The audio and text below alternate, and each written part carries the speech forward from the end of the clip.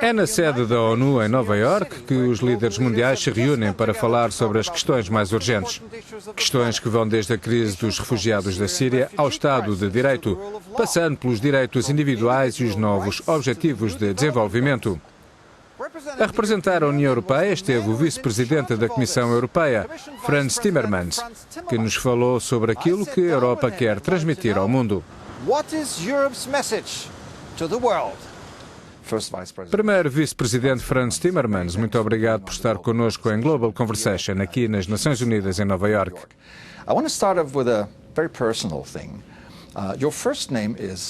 Vou começar com uma questão pessoal. O seu primeiro nome é Franciscos, como o Papa. É um católico num país protestante. Quero perguntar o quão importante é a fé e a religião na sua vida pessoal e política.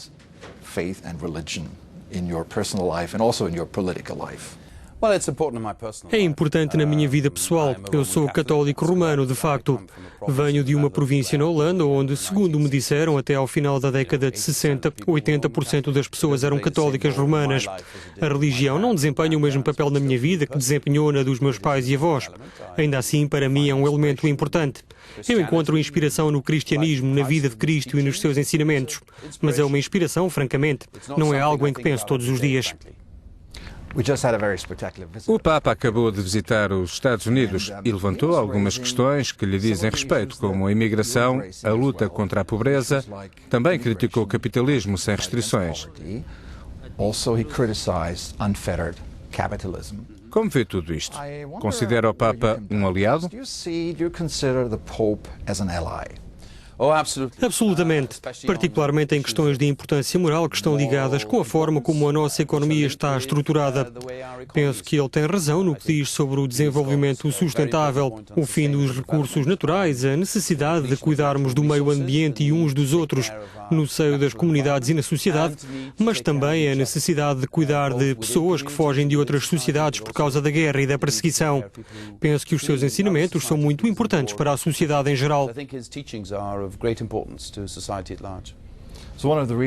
Uma das razões pela qual está aqui, e é responsável por isso na Comissão Europeia, são os novos Objetivos de Desenvolvimento Global, 17 para os próximos 15 anos.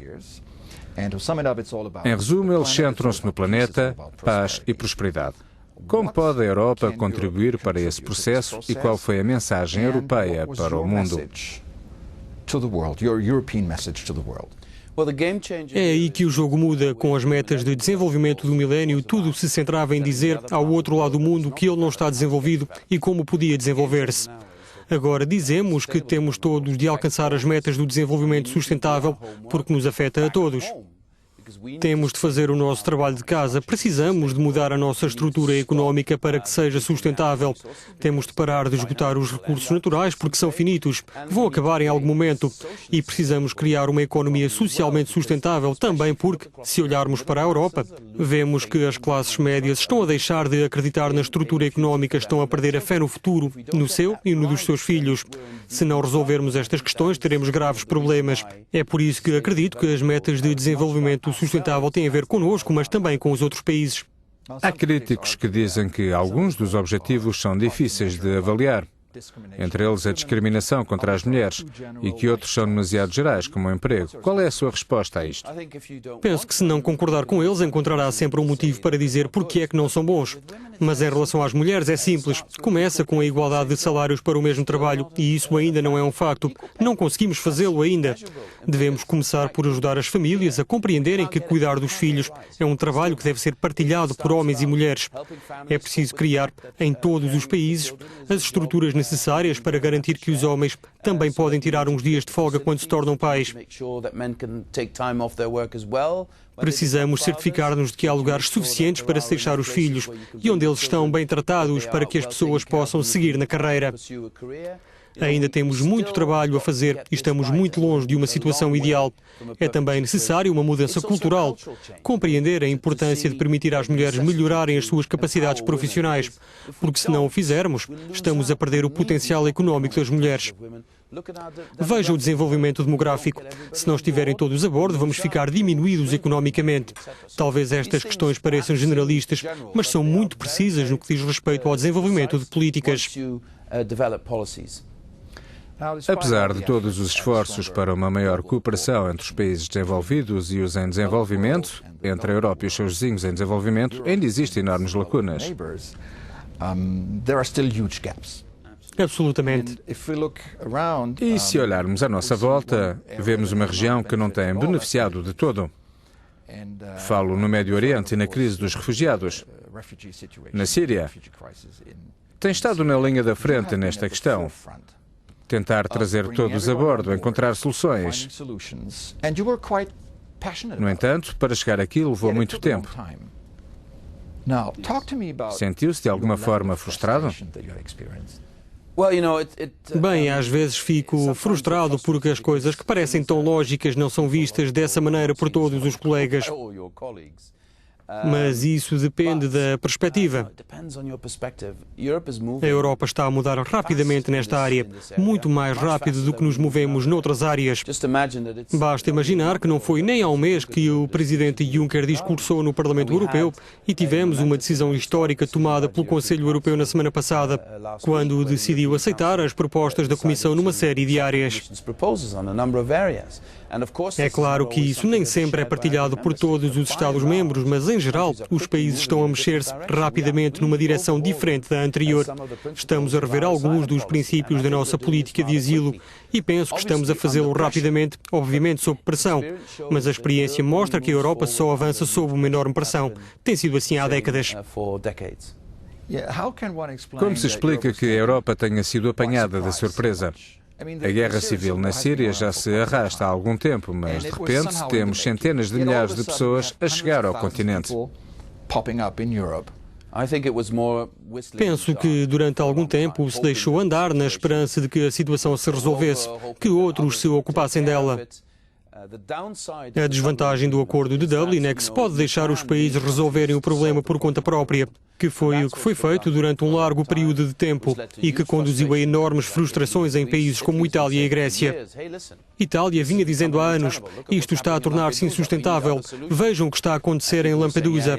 Precisamos de outras soluções. E as pessoas respondiam: sim, sim, tratem vocês do problema. E então eles começaram a não cumprir a sua parte do acordo, ou seja, começaram a deixar as pessoas passarem para o resto da Europa com muita facilidade. Eles não estavam a recolher impressões digitais, a fazer o registro das pessoas, não os acolhiam. Limitavam-se a deixá-los passar, o que fez aumentar o número de refugiados que se deslocava para países como Suécia e Alemanha. No final concluímos: ok, agora estão todos a sofrer, os países onde eles chegam e os países para onde vão depois. Por isso precisamos encontrar uma maneira de resolver o problema de ambos. E a maneira de fazê-lo passa pela repartição, em caso de emergência, para que todos os Estados-membros da União Europeia carreguem parte do fardo. E, em segundo lugar, é preciso melhorar o sistema de registro, recolha de impressões digitais, fazer a distinção entre refugiados e imigrantes. É por isso que introduzimos a ideia de ajudar os Estados-membros a fazê-lo. Estes são dois elementos que estão ligados, porque se não se fizer um, uns países vão sentir-se abandonados. Se não se fizer o outro, os outros países vão sentir o mesmo.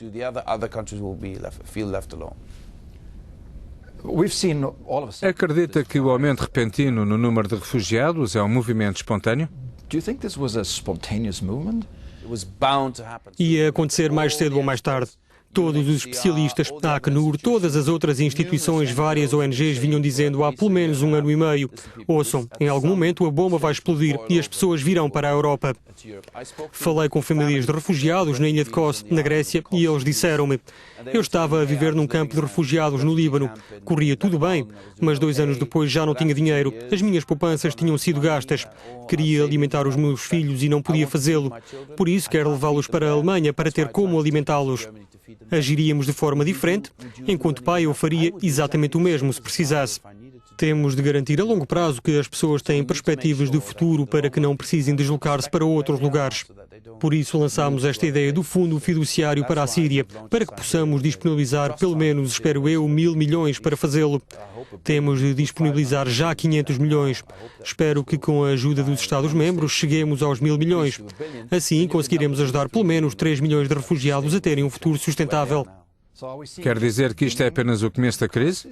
Sim. E a Europa está preparada para pagar? Bem, se os Estados-membros implementarem aquilo que acordaram, quer no Conselho Europeu no que diz respeito à repartição, mas também no Conselho da União Europeia, em relação ao problema em geral, se acelerarem a implementação, a situação pode ser controlada. E é isso que os europeus querem. Precisamos fazê-lo rapidamente, porque o problema não vai desaparecer de repente. O Departamento de Segurança Interna dos Estados Unidos estimou que existem aproximadamente 4.000 militantes islâmicos que se infiltraram na Europa disfarçados de refugiados. Esta avaliação tem fundamento? Temem um aumento da ameaça terrorista na Europa? Desconheço esses números e essa avaliação, por isso não estou em posição para comentá-la. Mas é lógico que, se as pessoas se deslocam para a Europa, pode haver também criminosos nessa movimentação, ou mesmo terroristas. Sei que os serviços de segurança estão a trabalhar em estreita colaboração uns com os outros para monitorizar essa situação. Também aumentou a cooperação da Frontex e da Europol com as autoridades locais na Grécia e em outros locais, para garantir que temos um melhor retrato de realidade. É entrevistar as pessoas logo que chegam para compreendermos como operam os traficantes e recolher impressões digitais das pessoas assim que chegam à Europa, para que possamos identificá-las. Fazendo isto, penso que podemos manter a ameaça sob controle, mas ainda assim as pessoas vêm de uma zona de guerra. Não há só anjos a fugir de uma zona de guerra. Sabemos-lo pela experiência adquirida ao longo dos tempos. Cada guerra traz também consigo criminosos para aqui. Recentemente alertou para o aumento do extremismo de direita na Europa. Se a crise dos refugiados não for devidamente resolvida, quão preocupados devemos ficar? Estou preocupado com isto porque a vantagem da extrema-direita é que traz soluções muito simples para problemas muito complicados e uma pessoa consciente sabe que essas soluções nunca irão funcionar. Por isso, a responsabilidade de todos os outros partidos, todos os outros movimentos políticos, dos cidadãos responsáveis, é mostrar que uma situação complexa merece soluções complexas. Mas as soluções complexas podem funcionar se implementadas corretamente, se forem aplicadas no contexto europeu, se todos fizermos o que é necessário fazer. Num discurso recente, afirmou que as metas da Europa têm de passar por garantir que as leis nunca se distanciam da questão humanitária. Como é que enquadra o seu discurso nas declarações de alguns governos da Europa de Leste, ou seja, basicamente e sem rodeios, de que muçulmanos não? Se as pessoas fogem porque são perseguidas, não vamos perguntar-lhes qual é a sua religião ou olhar para a cor da sua pele. As pessoas que fogem têm um lugar na Europa. Ao mesmo tempo, penso que às vezes se faz uma caricatura da situação na Europa Central e Oriental. Não são sociedades racistas, xenófobas. São sociedades com uma história diferente da nossa. Ainda não estão habituadas à diversidade na sua sociedade. Mas mais cedo ou mais tarde, qualquer sociedade muda. E não tem a ver com a União Europeia, nem com a crise dos refugiados. Tem a ver com a globalização. Cada sociedade está a tornar-se de alguma forma numa sociedade diversificada. E é melhor acostumarmos-nos a isso e prepararmos a população para isso. A chanceler alemã Angela Merkel disse há alguns dias que a crise não pode ser resolvida sem o apoio dos Estados Unidos, Rússia e Médio Oriente. Está satisfeito com o apoio que está a ter? Penso que a comunidade internacional está a começar a unir-se lentamente, passo a passo, a procurar formas para sair da crise síria. Como sabes, tem sido um conflito de proximidade a muitos níveis, com a influência da Arábia Saudita, do Irão, da Rússia e, de alguma forma, muitas outras partes tiveram interesse em não procurar uma solução e isso bloqueou uma tomada de decisão por parte do Conselho de Segurança das Nações Unidas. O Conselho de Segurança é o lugar onde surgem as soluções, mas é preciso que a comunidade mundial se una para isso. Penso que agora, passo a passo, se vê alguma abertura do lado russo e acredito que mais cedo ou mais tarde terá de ser encontrada uma forma de sair desta situação horrível, envolvendo todas as partes ligadas a este conflito, a nível nacional, na Síria, em toda a região e a nível mundial. É preciso que o Conselho de Segurança, os atores regionais, as partes interessadas na região, se unam para procurar uma saída.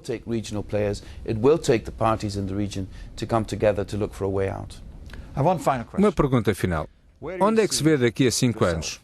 E onde vê a Europa daqui a 5 anos? Eu era diplomata antes de me tornar político e, enquanto diplomata, está-se sempre a planear o futuro. Vou ser destacado para aqui, para ali. Enquanto político, se quiser dormir à noite, se quiser ter uma vida fora da política, precisa parar de pensar no seu futuro político e viver o presente. Por isso, não tenho ideia nenhuma sobre onde estarei daqui a 5 anos. Espero que daqui a 5 anos as pessoas digam: ele até fez um trabalho decente. É isso que espero, mas o que vou estar a fazer nessa altura não sei.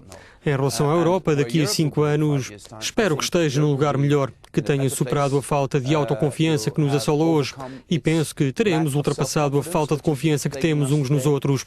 Há um nível de desconfiança entre os Estados-membros que é totalmente inaceitável e precisamos superá-lo se estamos dispostos a assumir e superar os desafios que o mundo nos está a colocar pela frente. On the challenges the world is throwing at us today. First Vice President Frans Timmermans. That was a fascinating global conversation. Thank you very much. Thank you so much. Thank you so much, sir. Thanks a lot.